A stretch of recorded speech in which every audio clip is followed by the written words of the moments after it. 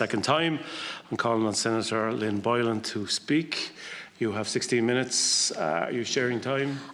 Yes, Chair. I'm sharing time with Senator Warfield, so 10 and 6. Is that agreed? Agreed. Thank you. And look, I'm delighted to be in a position today to introduce this legislation tonight on behalf of the Sinn Féin Seanad team. And no disrespect to yourself, Minister, I do think it is disappointing that Minister McConalogue is not here himself to take this piece of legislation, because we've heard a lot of bluster in the last week about the importance of animal welfare to Minister McConalogue. We've requested a debate on the Oireachtas report that was produced in October. He's refused to come in and debate that, so it is disappointing that he's not here tonight to take this legislation. But I appreciate you coming in, appreciate you giving your time, and I know that you are a dog lover yourself. So I look forward to hearing your comments on the piece of legislation. But it is a piece of legislation that I've been working on for over a year. And I would like to take the opportunity to thank the OPLA for all their support in its drafting and for the input of both the DSPCA and the ISPCA, who I suppose live with the reality of the need for this legislative change. And I am, like yourself, a dog lover. I'm a very proud owner of Rescue Cooper. He's a 15-year-old Bichon. He was rescued from a puppy farm as a stud dog, and now his only concern in life is that he has a stuffed pig and a warm sofa to curl up on, and that's how it should be for every dog. And I think it is particularly timely that we are discussing dog welfare as we approach the Christmas holidays. I think it can never be said enough that if you are thinking of bringing a dog into your family, to always adopt, don't shop, and never do it at Christmas when there is so much else that's going on in people's families and homes. The legislation that I'm introducing tonight has 3 elements to it, which I will discuss in detail, but I would first like to take a moment to thank all of the shelters across the country that are working at the coalface of dog welfare.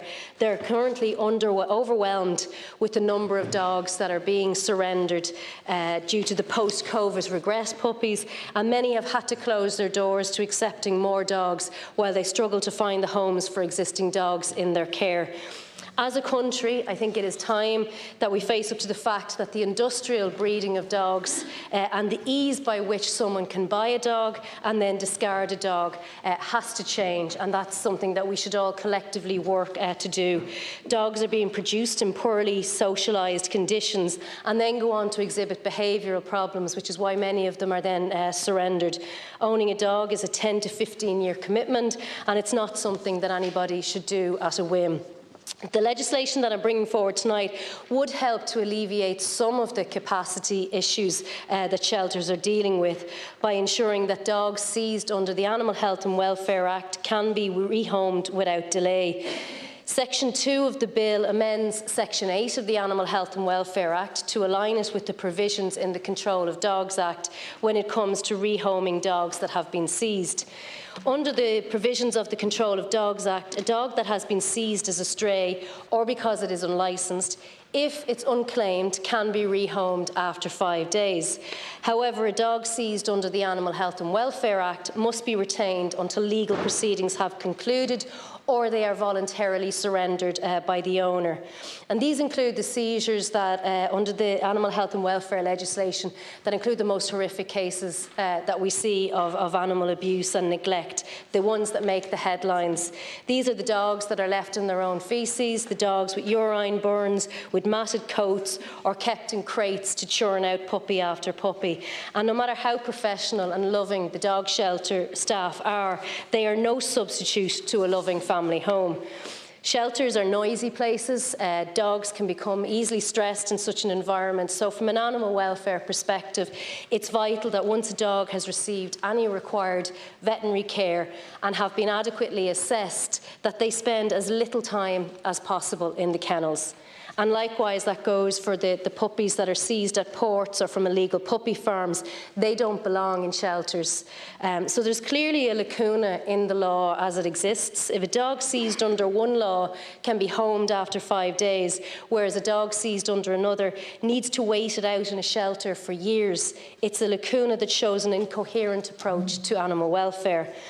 In drafting this legislation, we have allowed for procedural safeguards to address property rights by requiring the oversight of a veterinarian and having regard to the code of practice that's established under Section 25 of the existing Act.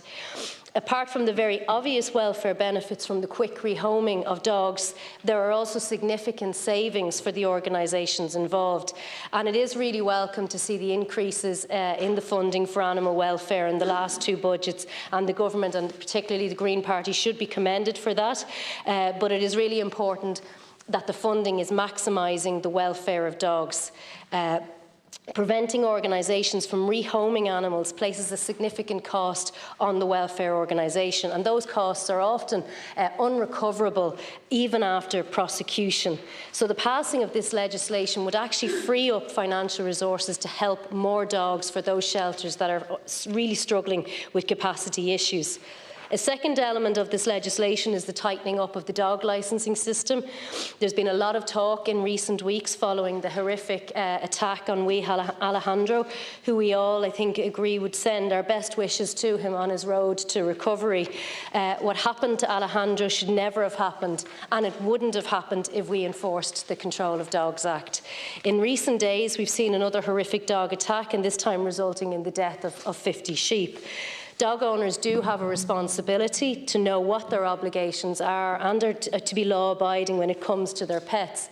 But the reality is that we have good microchipping regulations and we have good legislation when it comes to the control of dogs. What we don't have is enforcement.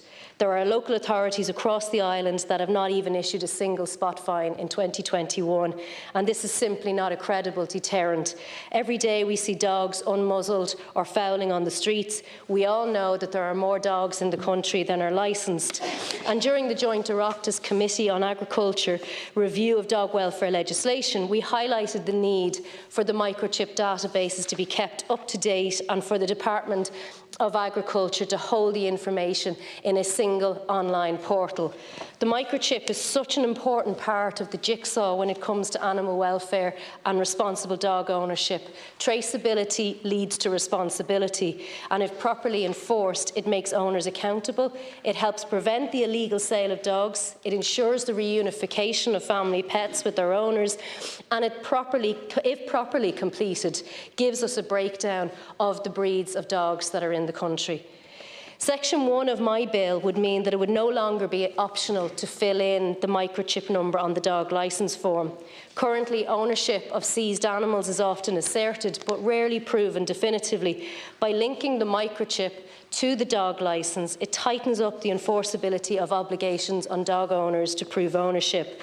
They would also make it easier for the local authorities to do their job in enforcing the Control of Dogs Act, as they would know what breeds they have in their areas and where those dogs are located. Another element of the bill that strengthens the dog licensing law is in relation to general dog licences. So general dog licences are obtained by individuals who keep an undetermined number of dogs on their premises for non-breeding purposes. And again, in order to collect better quality data of these individuals, a holder of a general dog licence would be required under my legislation to provide information to the local authority on a quarterly basis as to the number of dogs that they are keeping on the premises and those dogs' microchip numbers. There's nothing controversial in this bill. It's evidence-based, and it is something that the organisations directly impacted by its absence are calling for. There's absolutely no reason that this legislation needs to be delayed, and I've said this repeatedly when I've been asked about this bill. I'm not precious about it.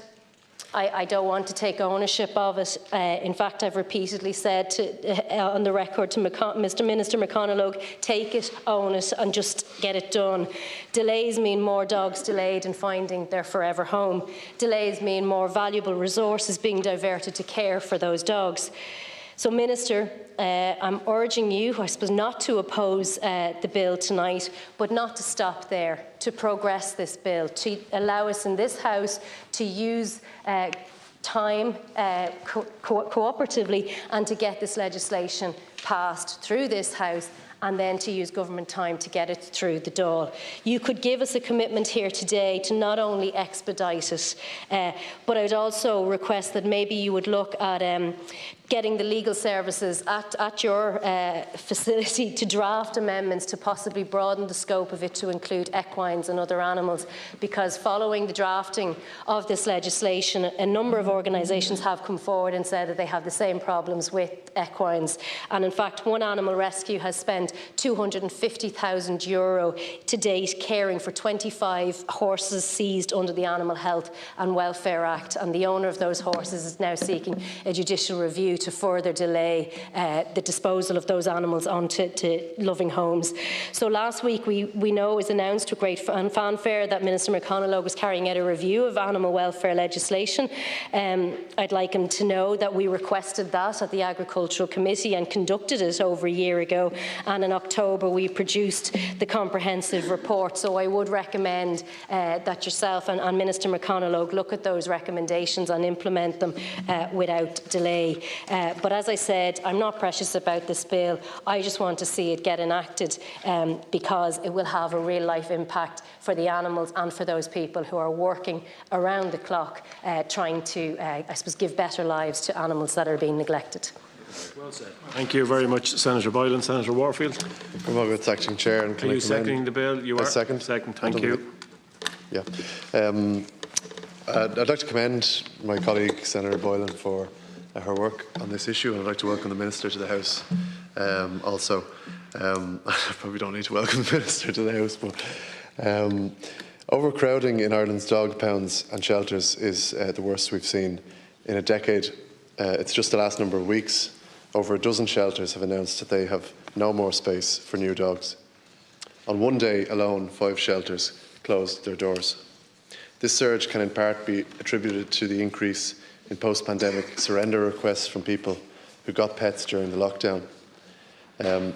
There is a greater need for education and advice for people of the time, financial and indeed emotional commitment that is involved in owning a dog. Different dogs have different needs in terms of exercise, food and other expenses. And it's important for people to clearly understand the full range of factors, including breed and age, can impact on this commitment. However, many people have done this assessment and went on to buy a dog from a dog breeding establishment in good faith. Unfortunately, for many, they are often unaware and ill-prepared to deal with the range of behavioural issues that are associated with such dogs.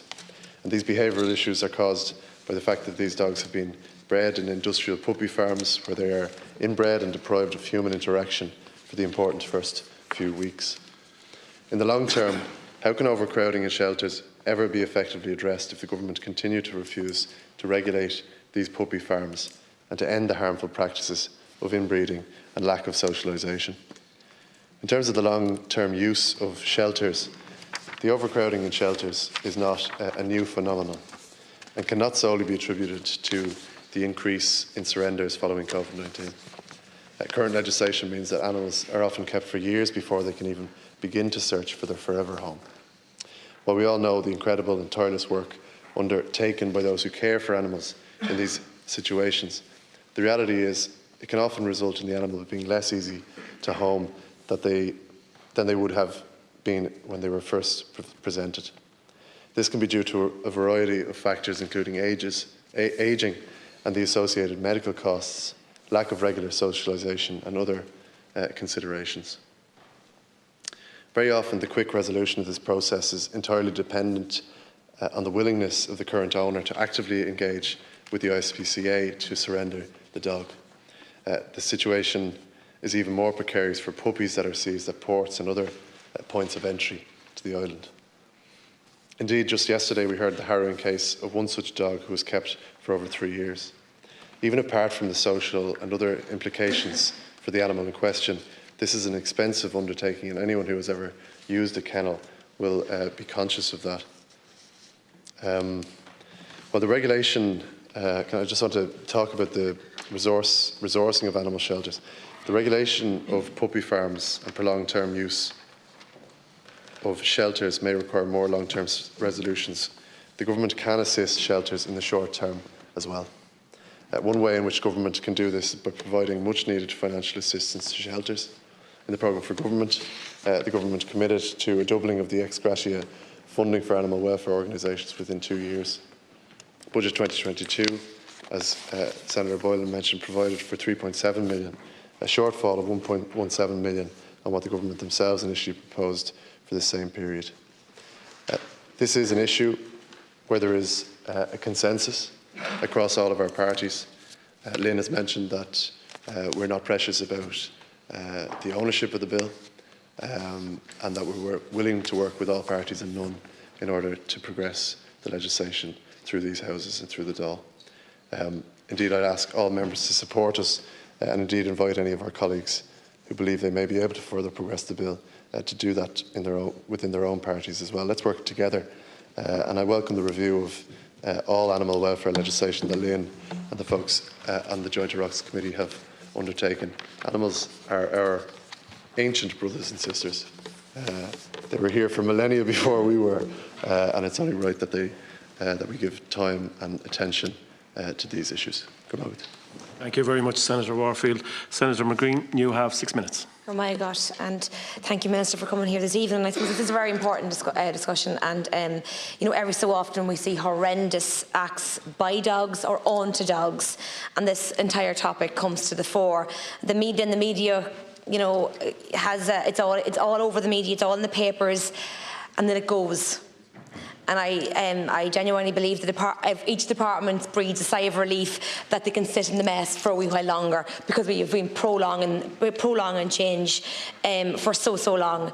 And there's even, I also am thinking of the most recent case, the poor wee, gorgeous wee boy, Alejandro Mazan, who was savagely attacked by that dog. And unfortunately, he is not alone. There are many people across the country who are living with the scars of dog attacks. And this attack seems to be the one that broke the camel's back, causing action. And it's really sad, because many of us in this House have been asking for greater dog controls for an awful long time. And I commend the Senator for your work, because you have been steadfast in this area for an awful long time. And this is a really important piece of work, and I also commend the Joint Committee chaired by Fianna Fáil, my colleague, Deputy Jackie Cahill. They have a great report published this year, and you know, this bill tonight, I think it's a really good starting point.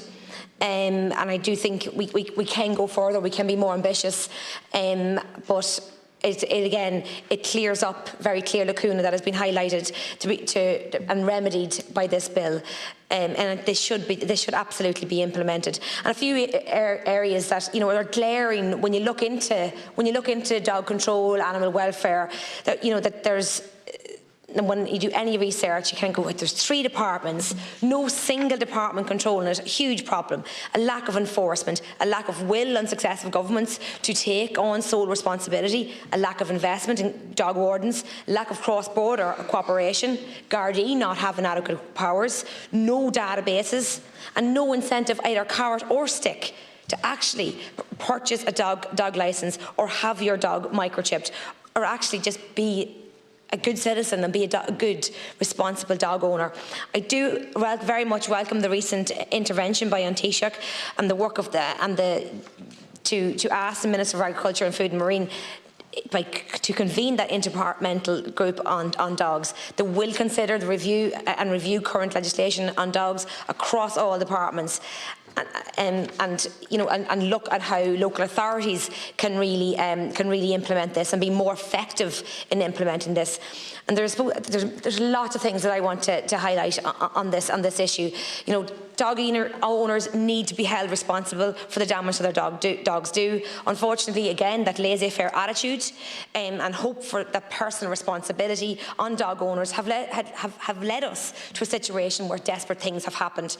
We must start investing in our dog wardens, hire more, make sure they are fully equipped to deal with the new challenges. Going back to licences, we need to streamline and integrate the process of licensing and microchipping. In this era of technology and online world, I see no reason why we can't have a national database and an ability to work cross-border and identify dogs in the 6 counties as well. And there needs to be a consequence for not having your licence and not having your dog microchipped. And I want to commend Louth County Council on what they're doing. And they brought their licensing system online. They're working across. They're our county vet, Gareth Shine. He is almost by themselves, not by any government extra resources, and that they're working across different counties, have this streamlined process for licensing dogs, and the success came over COVID when you were able to go online and license your dogs. But again, the microchip, as highlighted this evening, is not a necessity. You shouldn't be able to insure your dog if you haven't got a microchip. You shouldn't be able to license your dog if you haven't got a microchip. You shouldn't be able to get veterinary services if you don't have a microchip. You should be able to identify your dog, and responsible dog owners want that to happen. And I also would take a step further. We need dog control notices. And if you are in receipt and you are a person who is getting a series of dog control notices, you should not be able to get a licence for a dog. If you are not a responsible dog owner, you should not be able to continue getting licences. If anyone has ever come across a field of sheep after being worried, it is the most desperate sight. A couple of years ago, I was on our family farm checking our sheep and witnessed dog attacked on animals. It was bloody, it was awful. And those sheep, the sheep miscarried, the sheep died, and that is an animal, a basic animal welfare problem right there that we're not looking after, and not looking after the dog. It's not the dog's fault that they're wild animals. It's the owner's fault that they're not being taken care of. And accidents can happen, of course, and we're not going to stop all maiming, we're not going to stop all dog attacks and all sheep worrying, but we will reduce them. We will have personal responsibility. And I do think this is a very important step towards real dog welfare reform and accountability in dog owners. Girl, my gosh. Thank you very much, Senator McGreen. Next, I have Senator Carrigy. Senator Carrigy, you have 6 minutes. Thanks very much, Nasca Hirlik, Minister. You're very welcome. I'll be quite short.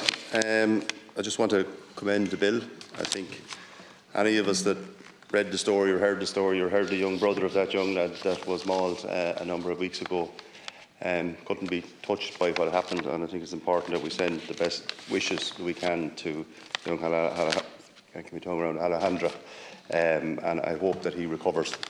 And coming from a rural area like myself, from a farming community, I've spoken to landowners, farmers, and that have seen what has happened with dogs going out at night and destroying young lambs and sheep and mauling them. So I think it's timely that we address this situation. There is a fairly simple mechanism to it, and I'll just give you an example. You mentioned about the licence. I work in the post office as well, and I would regularly make out a dog licence, and you have the place where you put in the microchip number, but it's not conditional on printing the licence. And I would say 95% of people that apply for a dog licence don't have a microchip, and that would be my experience from doing it at home. So I think you have a mechanism there that you're going to be able to control, identify who owns these animals, and then that we can address these situations if they happen. I'll be quite honest, I didn't realise that you couldn't rehome a dog from a situation like that. I think it makes sense to do it, and not having them homes full and not being able to take in other animals there while there are families out there. There'll be only more to willing to take them. So I think it's a very well drafted bill. I think government should support it. I think it's not overcomplicated. I do think the quarterly return might be a bit much. In my own view, I think it'd be very difficult to get people to make that return. Oh, for the larger licence. Sorry, no, that does make sense. So my apologies. So no, I think it deserves to be supported, and I think we need to send out a strong signal that we can't accept what has been going on in the past. And it's up to us as government to make the changes that need to be made, and I think they're fairly simple changes that are being proposed within this bill, and so I'd be very supportive of it. Thank you. Thank you very much, Senator Carrick. Next I have Senator Boylan. Senator Boylan, you have 6 minutes. Thank you, Cathaoirleach. Well, first I want to welcome the Minister and to thank you for coming in to take this bill and this piece of legislation. I suppose at the very outset I want to acknowledge the very significant work that Senator Lynn Boylan has put into this. She is a very active member of the Joint Oireachtas Committee on Agriculture, Food and the Marine, along with, I know my colleague here, Senator Tim Lombard, and myself and others are on this committee.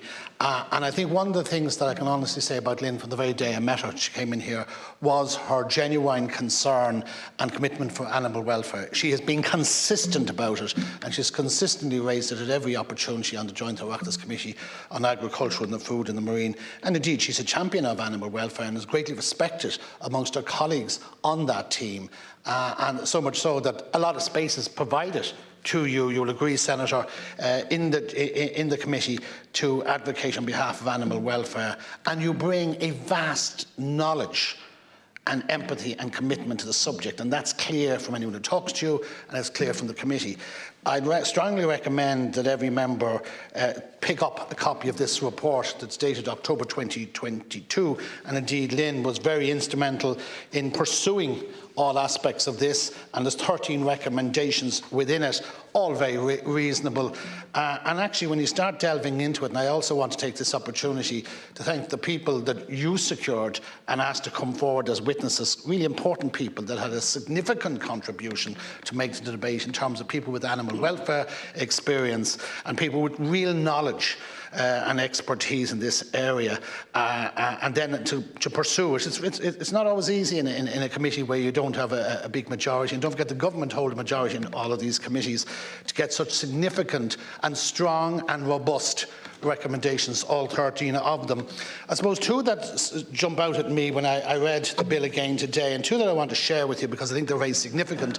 And recommendation two is, as from the committee's hearings it became apparent that there were several government bodies involved with different parts of the canine welfare related legislation, which can lead to confusion over which body is responsible for which part. 3 pieces of legislation are currently under the remit of the Department of Agriculture, Food and the Marine, namely Animal Health and Welfare Sale of Supply of Pet Animal Regulations of 2019, Microchipping of Dogs Regulations 2015, and of course Animal Health and Welfare Act of 2013. The following 2 pieces of legislation are currently under the remit of the Department of Rural and Community Department, and they are Dog Breeding Establishment Act of 2010 and of course the Control of Dogs Act 1986. So the committee recommended all 5 pieces of this legislation, which I've outlined for you here today, shall fall under the remit of the one department, to ensure that a joint up and consistent thinking and approach to canine welfare and policy. And I think that's very significant, and I think, Lynn, Senator, you've made that very clear as you've advocated around this bill. It is the committee's opinion also, and I want to share it with you, that the Department of Agriculture, Food and the Marine should have that remit, as it is currently responsible for general animal welfare. So I think that's an important thing to make.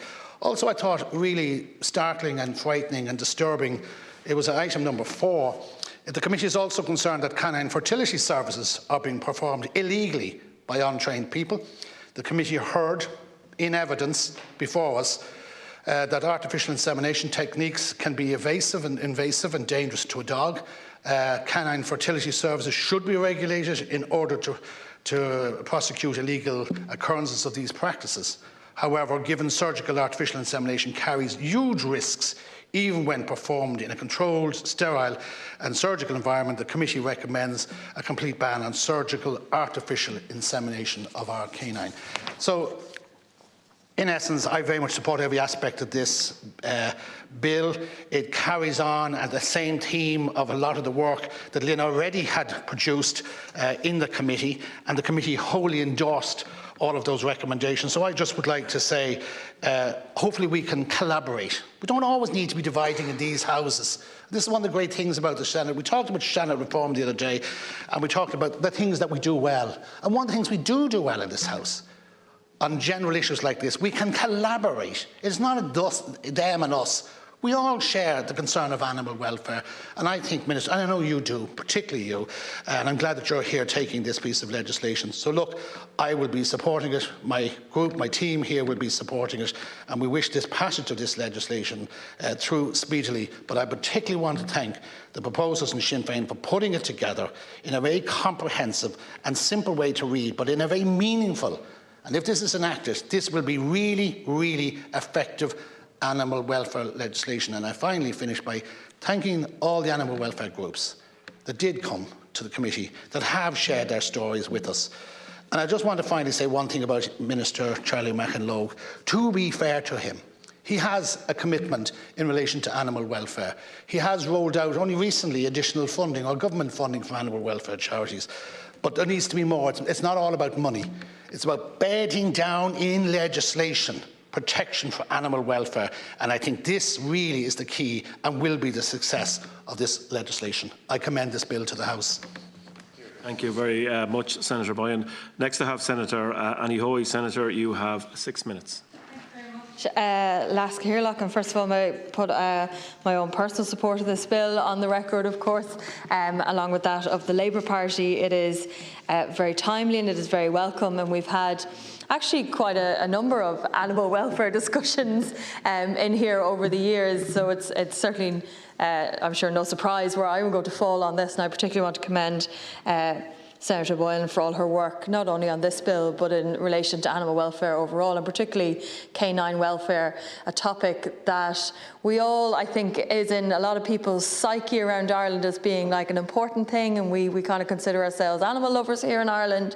Yet when you or I or any of us go into the animal rescue centres and we see how animals have been treated, we see how the conditions that they're doing their best to look after animals in, or we hear of the dogs that never even, or any of the animals that never even got to make it into the rescue.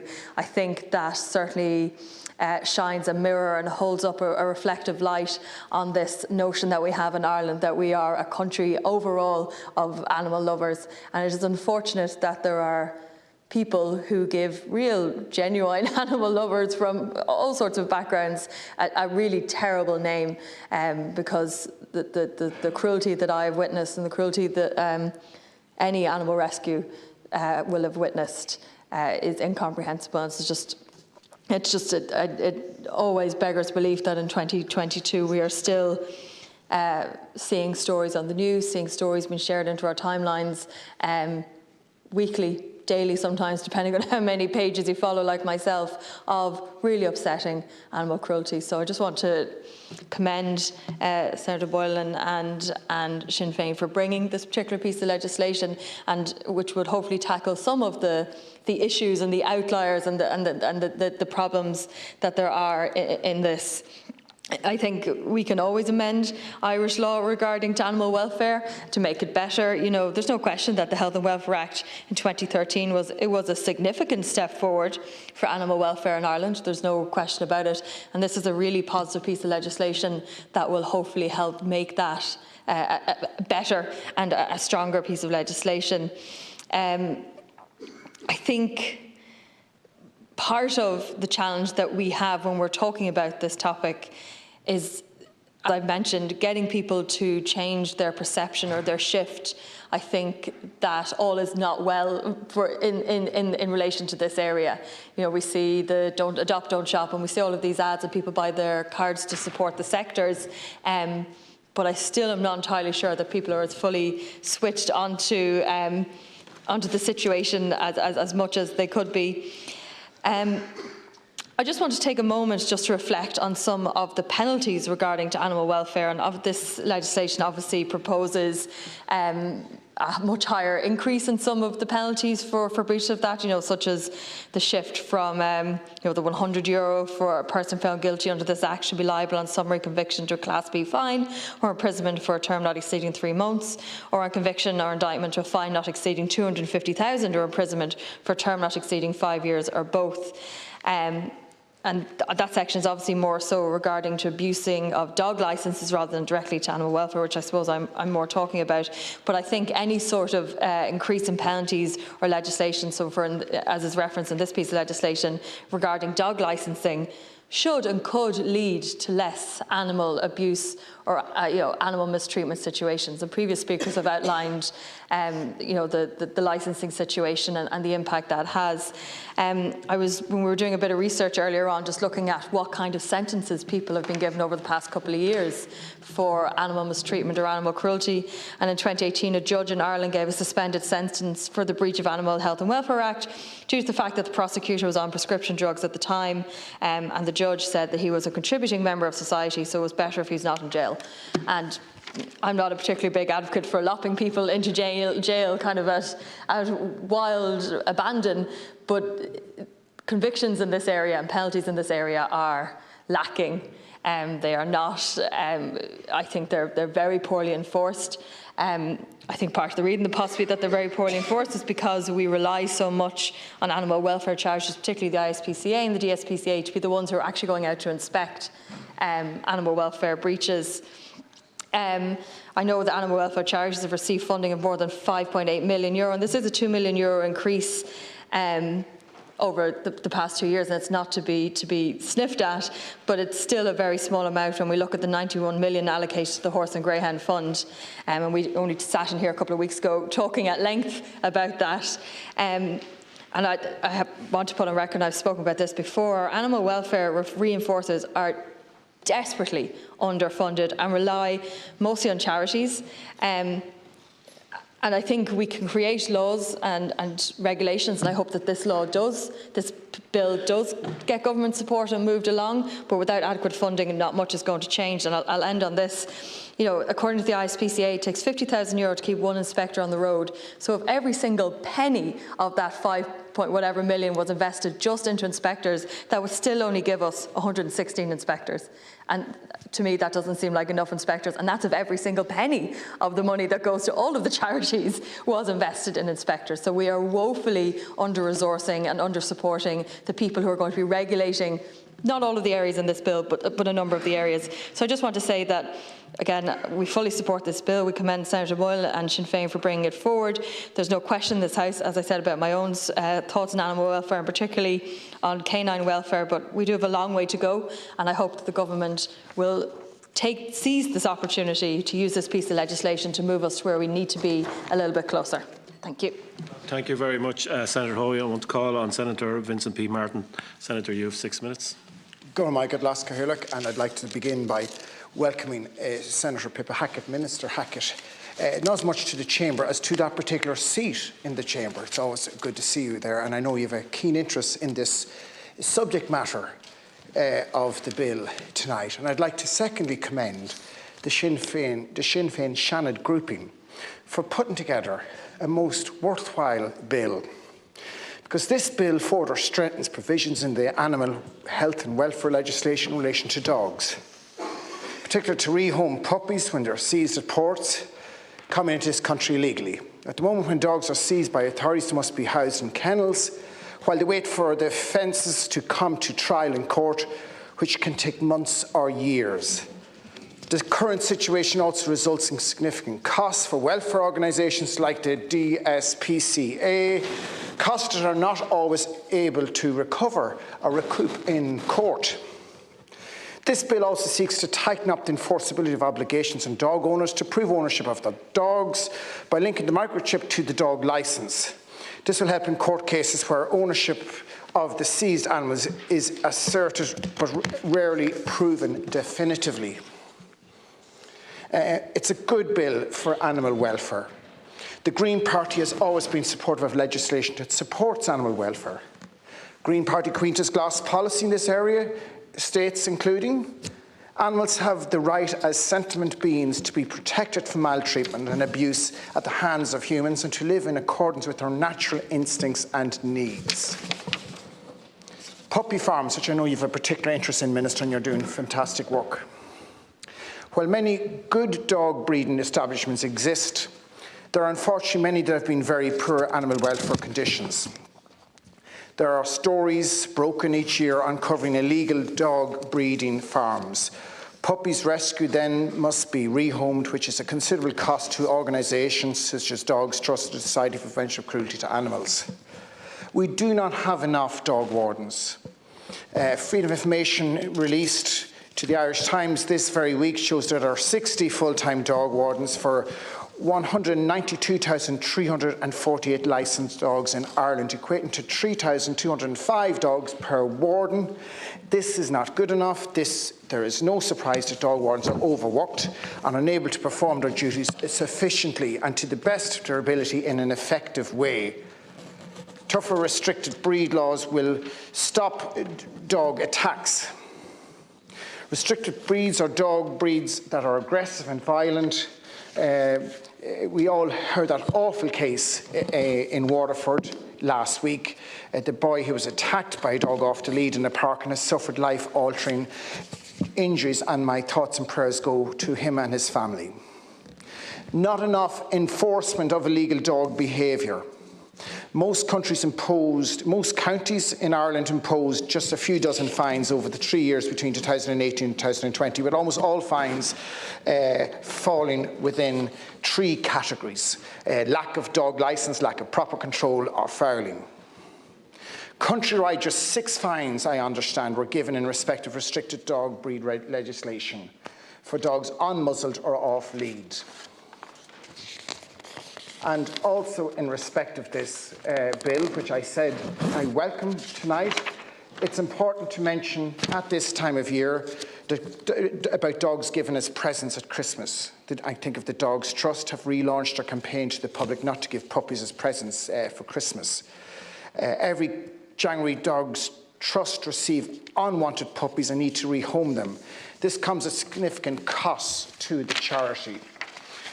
I believe this is a good bill. I hope it will be supported. I hope we can show cooperation, collaboration across the floors of this chamber, and to wish this bill a speedy journey on its way through the upper house. And the sooner it gets there, the better, with the wisdom of amendments at the appropriate stages.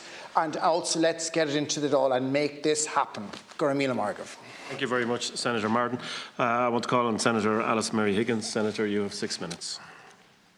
Thank you very much. And again, I want to begin by really commending Senator Boylan for this legislation. I think it's extremely well drafted and extremely well thought through, and it shows the sign of somebody who has been very passionate and been very thoughtfully engaged in issues of animal welfare. I know throughout the time that I've known her in the Seanad, and indeed far beyond that. And it's, I think, something that would make a very, very significant difference. These are really practical and very concrete proposals. And again, it was said, you know, we want to move away from the idea of people giving dogs at Christmas and giving presents, but I do think it would be something that we can give to dogs, would be that if we not only pass this legislation and indeed, but we also have commitment, and I hope that the Minister in her response will commit to that idea of, which we often do in this House, constructively giving government time to ensure that we can accelerate good ideas and good legislation and ensure that they move into law. I want to just highlight a few of the aspects of it that this legislation I think are particularly good and particularly strong.